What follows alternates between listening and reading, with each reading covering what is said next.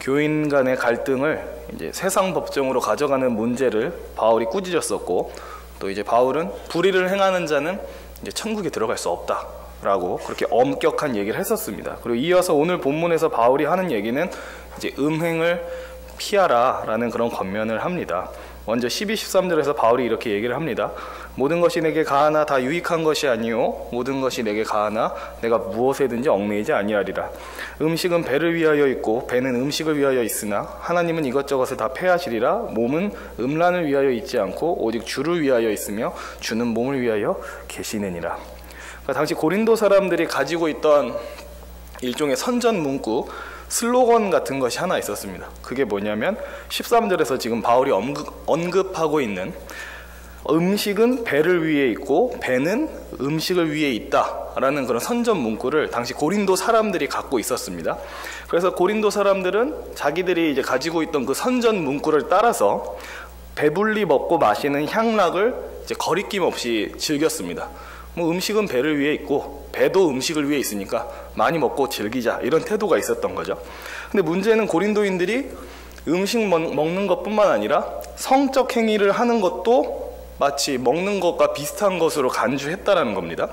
마치 음식이 배를 위해서 존재하는 것처럼 성적 행위를 위해서 몸이 있다고 생각을 했고, 배를 위해 음식이 있는 것처럼 몸이 성적 행위를 하기 위해 존재한다라고 생각한 겁니다. 쉽게 얘기하면 고린도 사람들은 자기가 가지고 있는 성적 욕구를 채우고 해소하기 위해서는 자신의 몸을 이제 사용하는 것에 대해 아무런 거리낌이 없던 겁니다. 그러니까 낯선 이성들과 이제 성적 관계를 맺는 일에 어떤 거리낌이 없었던 겁니다. 그래서 바울이 얘기를 합니다. 모든 것이 가하나 다 유익한 것은 아니다. 그러니까 예를 들면 음식을 먹고 마시는 일, 하나님께서 허락하신 것이고 그게 나쁜 것은 아닙니다. 근데 문제는 너무 항상 음식을 많이 먹어서 과식에 찌들어 있으면 이런 문제가 생깁니다. 뭐 다 아시겠지만 과식에 찌들어서 항상 배가 부르면 맛을 잘 못 느낍니다. 그래서 음식을 원래 먹을 때 하나님께서 이런 좋은 맛을 느끼게 해주셨음에, 또 이런 맛있는 음식을 주셨음에 감사할 수 있어야 되는데, 항상 과식에 찌들어 있는 사람은 그것에 대한 감사와 기쁨을 덜 느끼게 됩니다. 그러니까 음식 먹는 것 자체는 선하고 좋은 것인데 그걸 너무 과하게 먹으면 오히려 그것이 나한테 좋지 못하다는 거죠. 마찬가지로 성적 관계를 갖는 일, 하나님께서 사람에게 허락하신 일입니다. 하지만 다 아시겠지만 그 성관계는 허락은 하셨으되 오직 하나님 안에서 언약을 맺은 배우자와만 할 수 있는 것입니다. 하지만 고린도 사람들에게는 이러한 기준, 어떤 선이 없었던 것 같습니다. 먹고 마시는 일에 거리낌 없듯 성적 관계를 맺는 일에도 거리낌이 없었습니다.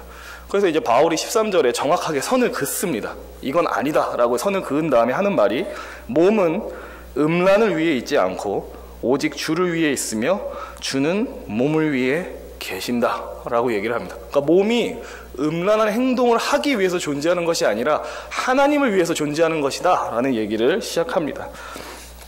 그러면서 이제 바울이 계속해서 하는 얘기는 우리 신자들이, 그러니까 예수 믿는 사람들이 자기의 몸, 육체를 조심스럽게 잘 사용해야 되는 여러 가지 이유를 얘기를 합니다. 오늘 본문에서 크게 4가지 이유를 얘기를 합니다. 첫 번째 이유는 14절입니다. 우리 14절 같이 읽도록 하겠습니다.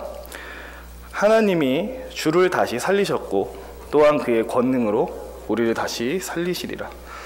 예수 그리스도께서 이제 죽음 가운데 부활하심으로 우리 역시 확신하게 된 것이 하나 있습니다. 그건 뭐냐면 우리 구주께서 부활하신 것처럼 나도 훗날 때가 되면 부활하리라 라는 그런 소망을 갖게 됐습니다. 다 아시겠지만 우리는 앞으로 천국에 들어가게 될 때 우리의 영만 천국에 들어가는 것이 아닌 것을 알고 계실 겁니다. 우리는 우리의 부활한 육체도 같이 천국에 가지고 갑니다. 이 말을 바꿔서 얘기하자면 우리의 몸은 이 땅에서 잠시 쓰다가 버려지는 것이 아닙니다. 천국에서도 우리의 몸은 계속해서 사용됩니다. 천국은 우리의 영만 들어가는 곳이 아닙니다. 하나님께서 부활시키신 영광스러운 나의 육체도 같이 가는 곳입니다. 그렇기 때문에 바울이 첫 번째로 성도들이 자기의 몸을 함부로 쓰면 안 되는 이유가 뭐냐라고 했을 때, 성도님들이 가지신 몸은 나중에 훗날 천국에도 들어갈 몸입니다. 그러므로 그 몸은 함부로 사용하지 마십시오라고 얘기를 합니다. 그러니까 어쩌면은 이제 잘못된 관념에 찌들어 있으면 혹은 잘못된 관념을 배우면 뭔가 몸은 더럽고 뭔가 추악하니까 천국과 상관없을 것 같고 내 영은 뭔가 깨끗하고 순결하니까 내 영만 천국에 가겠지, 여기에 그런 생각을 하시는 분이 계시진 않겠지만, 근데 성경은 그렇게 얘기하지 않습니다. 우린 나중에 천국에 들어갈 때 영과 몸을 다 가지고 갑니다. 그래서 우리가 몸을 함부로 사용해서는 안 되는 이유 첫 번째가 그것입니다. 두 번째 이유는 15절에서 얘기를 합니다. 15절도 같이 읽도록 하겠습니다. 너희 몸이 그리스도의 지체인 줄을 알지 못하느냐? 내가 그리스도의 지체를 가지고 창녀의 지체를 만들겠느냐? 결코 그럴 수 없느니라. 성경에서 이 신앙 공동체인 교회를 가리켜 그리스도의 몸이라고 얘기를 하고, 그 신앙 공동체인 교회를 이루고 있는 각각의 성도들을 지칭할 때 그 몸을 이루고 있는 지체들이다 라고 얘기를 합니다. 비유하자면 누구는 손, 누구는 뭐 손가락, 누구는 발, 누구는 뭐 다리, 이런 식으로요. 각 지체를 이루고 있다고 얘기를 합니다. 근데 이 말은 달리 얘기하면 이런 뜻입니다. 신자 각각의 사람들이 예수 그리스도의 지체로서 예수님과 밀접하게 하나 되어 있다라는 말이기도 합니다.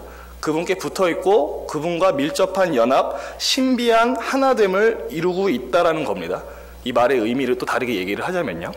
근데 이제 생각해 볼 것이 있습니다. 우리와 밀접한 하나를 이루고 계신 분, 그분은 어떤 분이신가?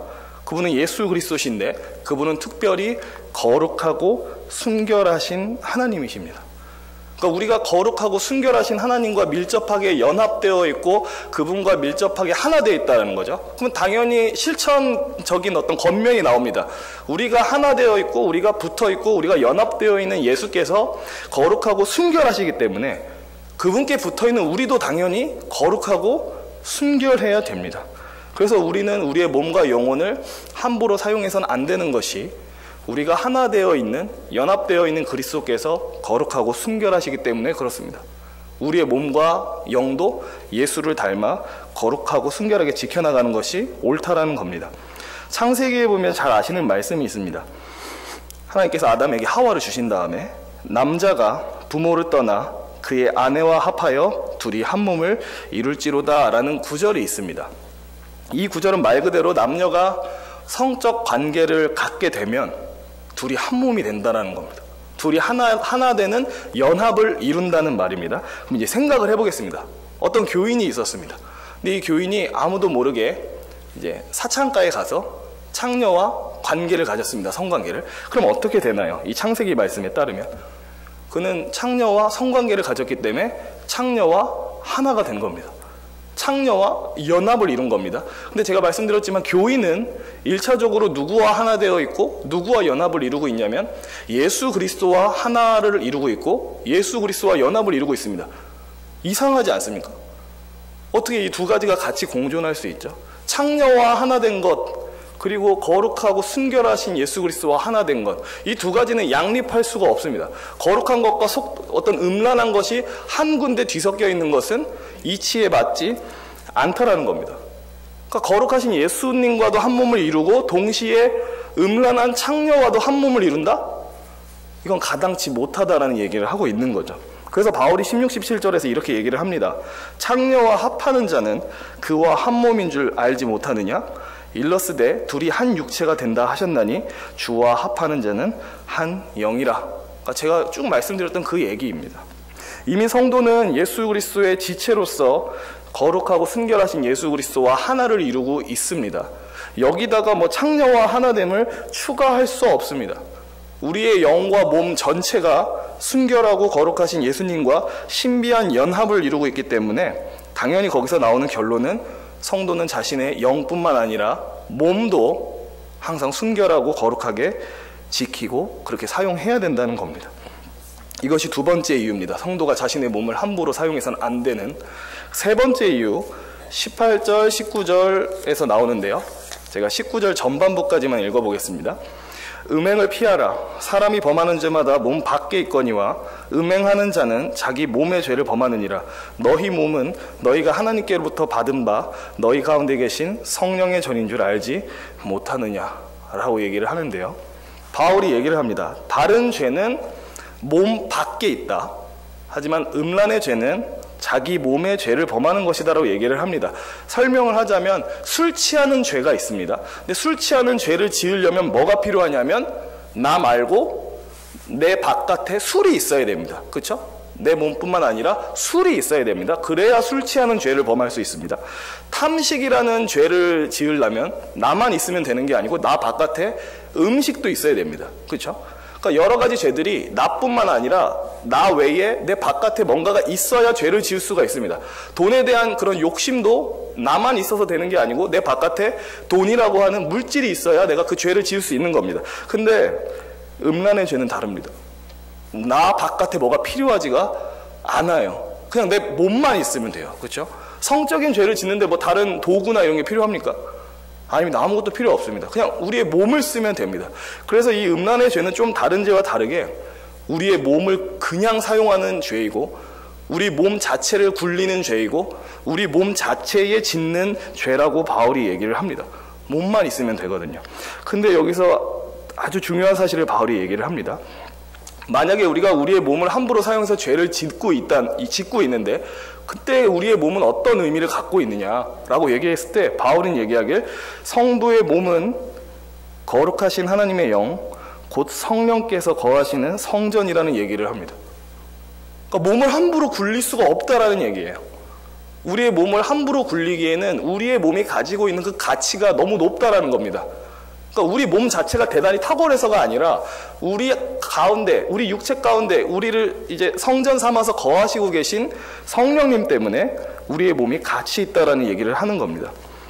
성전이 무엇인지 다 알고 계십니다. 그곳은 하나님이 거처로 사용하시는 곳이고 하나님께 예배하는 거룩한 장소입니다. 근데 바로 그 거룩한 성전이 우리의 몸이다 라고 바울이 얘기를 하고 있습니다. 그래서 당연하게 나오는 결론은 성령의 전인, 성령께서 거하시는 성전인 우리의 몸을 죄를 짓기 위해서 쓰는가? 죄 자체를 위해서 쓰는가? 음란을 위해 쓰는가? 그게 말이나 되는가? 라고 이제 얘기를 하고 있는 겁니다. 만약 성령께서 거하시는 몸을 함부로 사용해서 음란의 죄를 짓는 것은 달리 얘기하면 나를 성전으로 삼으신 성령님을 모독하는 행동이 됩니다. 내가 너의 육체를 나의 성전으로 삼았건만 너의 육체를 어떻게 이렇게 함부로 사용하느냐, 그 거룩한 성전을 함부로 굴려서 음란의 죄에 빠뜨리느냐, 이것은 신성 모독이다 까지 얘기할 수가 있습니다. 마지막으로 성도가 자신의 몸을 함부로 사용해서는 안 되는 네 번째 이유입니다. 19절 후반절에서 20절까지인데요 이렇게 얘기를 합니다. 너희는 너희 자신의 것이 아니라 값으로 산 것이 되었으니 그런즉 너희 몸으로 하나님께 영광을 돌리라. 아멘. 바울이 얘기를 합니다. 성도의 몸은 이미 성도 자신의 것이 아니다. 왜냐하면 예수 그리스도께서 자신의 보배로운 핏값을 주고 사셨기 때문이다 라고 얘기를 합니다. 다 아시거니와 본래 우리 모두는 죄로 말미암아 마귀 아래에 팔린 자입니다. 죄의 노예로 팔린 자입니다. 하지만 말하기를 그런 우리를 예수께서 자신의 핏값으로 사셨다. 자신의 핏값을 지불하고 우리를 다시 사셨고 자기의 소유물로 삼으셨다라고 얘기를 합니다. 그래서 당연히 또 나오는 결론, 그러므로 우리의 몸과 영 전체는 내 것이 아니라 나를 핏값을 주고 사신 예수 그리스도의 것이다. 그래서 이제 바울이 얘기를 합니다. 여러분은 여러분의 것이 아니라 예수님이 보배로운 핏값을 주고 사신 예수 그리스도의 것입니다. 그러니까 여러분의 몸을 당연히 함부로 사용하면 안 되고 오직 여러분을 핏값을 주고 사신 예수 그리스도를 위해서 쓰는 것이, 그분의 영광을 위해서 쓰는 것만이 합당합니다 라고 얘기를 합니다. 말씀을 마치겠습니다. 지금 우리가 사용하고 있는 이 몸, 창조주 하나님께서 우리에게 주신 몸입니다. 지금 우리가 사용하고 있는 이 몸, 예수 그리스도의 보배로운 핏값으로 사신 몸입니다. 지금 우리가 사용하고 있는 이 몸, 예수 그리스도와 신비한 하나됨을 이루고 있는 그리스도의 지체입니다. 지금 우리가 사용하는 이 몸, 성령 하나님께서 거하시는 성전입니다. 지금 우리가 사용하고 있는 이 몸, 부활하여 천국에서 영생을 같이 누릴 몸입니다. 그러니까 성경의 진리는 절대 몸을 함부로 써도 된다라고 말하지 않습니다. 몸을 업신 여겨도 된다라고 말하지 않습니다. 영만 있다고 사람이 되는 게 아니라 영과 몸이 다 있어야 사람인 겁니다. 그래서 우리는 천국에 영과 몸을 다 가지고 갈 겁니다. 또한 예수께서 다 아시다시피 그분이 본래 하나님의 본체시지만 사람으로 오셨고 이 사람의 본성을 그대로 가지고 천국에 올라가셨습니다. 그러니까 여전히 예수님은 참 하나님이자 참 사람으로 천국에 계시다는 겁니다. 그분조차도 인간의 육체를 버리지 아니하시고 그대로 가지고 천국에 올라가셨다는 겁니다. 예수조차도 인간의 인성을 귀히 여기시는데 우리 또한 우리의 몸을 귀히 여겨야 되는 것은 너무나도 당연한 겁니다. 그리고 마땅히 우리를 위해 모든 것을 내어주신 예수님을 위해 우리의 몸을 써야 되는 것도 맞습니다. 음란의 유혹은 평생을 따라다니는 유혹이라고 생각합니다. 평생을 따라다니는 유혹들 몇 가지가 있는데 그중 하나가 음란이라고 생각합니다. 그래서 우리가 음란의 어떤 유혹을 받을 때 어떤 정욕적으로 흔들릴 때마다 항상 이 오늘 말씀에서 가르쳐주는 진리를 기억했으면 좋겠습니다. 내 몸은 뭐지? 창조주 하나님께서 내게 주신 몸, 또 이 몸은 예수님의 핏값으로 사신 몸, 이 몸은 예수님과 하나됨을 이루고 있는 몸, 이 몸은 성령님의 성전, 이 몸은 부활하여 영생을 누릴 몸. 절대 나의 몸을 음란에 팔아넘길 수 없다 라는 결심으로 저와 성도님들 모두가 항상 거룩하고 순결하게 살아갈 수 있었으면 좋겠습니다. 기도하겠습니다. 아버지 하나님, 우리가 살고 있는 이 세대가 참으로 음란합니다. 그래서 우리 성도들조차도 우리 모두도 그런 음란의 죄에 현혹되고 육체로 실제로 범하지 않을지언정 마음으로 흔들릴 때가 참으로 많이 있습니다. 특별히 주님 기도합니다. 하나님께서 우리에게 허락하신 이 몸이 얼마나 귀하고 얼마나 고결한 것인지 더욱더 알게 하여 주옵소서. 그리고 무엇보다도 우리를 핏값으로 주고 사신 예수 그리스도께 우리의 몸으로 영광을 돌릴 수 있는 그런 귀한 성도님들 될 수 있도록 은혜 허락하여 주옵소서. 우리의 몸을 산 제사로 주님께 바쳐 하나님께 영광을 돌리는 삶 되게 하여 주옵소서. 우리 주 예수 그리스도의 이름으로 기도합니다. 아멘.